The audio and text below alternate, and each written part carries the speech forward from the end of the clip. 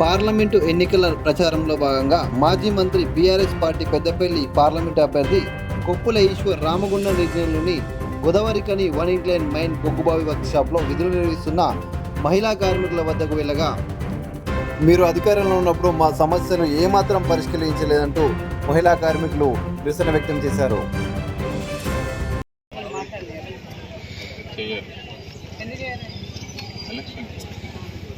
Election ముందు మాట్లాడలేదు.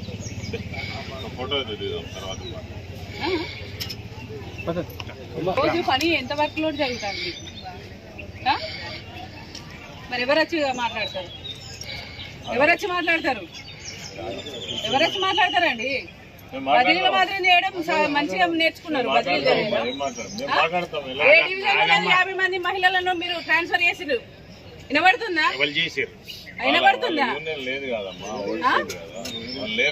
వినబడుతుందా?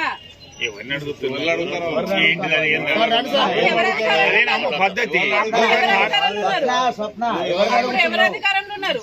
అన్ని తెలుసు మాకు, అన్ని తెలుసు. ఒక్కొక్క అమ్మాయి ఎంత కష్టపడుతుంది. ఎవరొచ్చి ఇది వచ్చింది అది వచ్చింది అనుకుంటా. మీకు ఉద్యోగాలు ఎట్లా వచ్చినాయి? మీకు ఎవరు మెరిగిస్తారు అనుకుంటారు?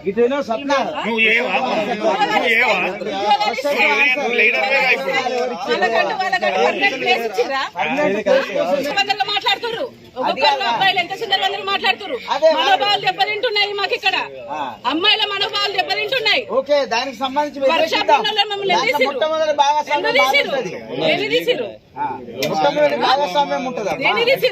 ఎంతెంత మంది కళ్ళు తిరిగి పడిపోతున్నారు. బయట వర్క్ చేయగలుగుతారా మీరు?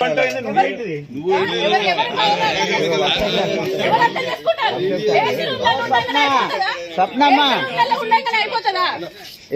ఎవరికి తెచ్చిర్రు ఉద్యోగాలు? ఎందుకు ఇచ్చిర్రు? నువ్వు ఎట్లా వచ్చినావు? ఏమేర్పడుతుంది? మీకు ఏమేర్పెడుతుందండి? ఫ్యాన్ల కింద కూర్చోండి. మీరు 40 సంవత్సరాల కార్మికులు తిరుగుతాడు. కానీ